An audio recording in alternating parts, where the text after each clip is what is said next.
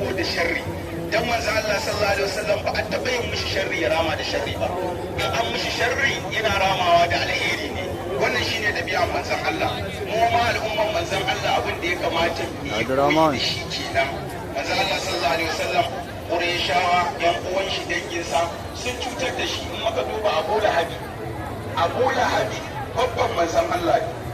Amma saboda cutar da manzon Allah ne yi har da sai da Allah subhanahu wataala ya rama mishi. Ba manzon Allah ya rama ta kanshi ba, a'a Allah ne da Abu Lahab ya ce ma manzon Allah tabballaka, sai Allah subhanahu wataala ya ce a'a ni ne zan rama ma. Abun lura shi Abu Lahab dan uwan manzon Allah ne. Da haka ba za a bari a yi wani magana da zai ɓata zumunci ba. Shi yasa Allah ya ce ni ne zan rama maka, ce da ya ce maka tabballaka shi ko mun ce mishi tabbaciya da Abi Lahab wata. Amma duk da haka ran da aka zo yayin Abu Lahab sai ta musulunta sai da Jamila sai ga manzon Allah saboda alhairi yana cewa za ta zo ta musulunta kada ku zaki ta kare da ya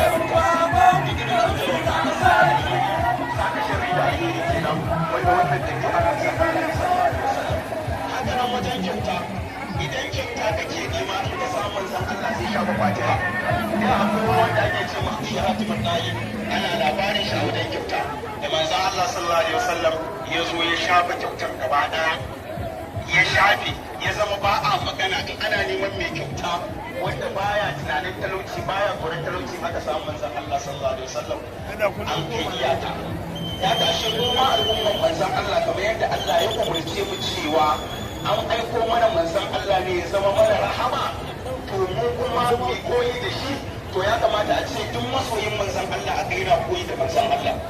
Shi yasa mai martaba sarki Allah ya kara mashi lafiya ya ja kwana kullum umurtan da yake yi mana a zauna lafiya wannan koyarwa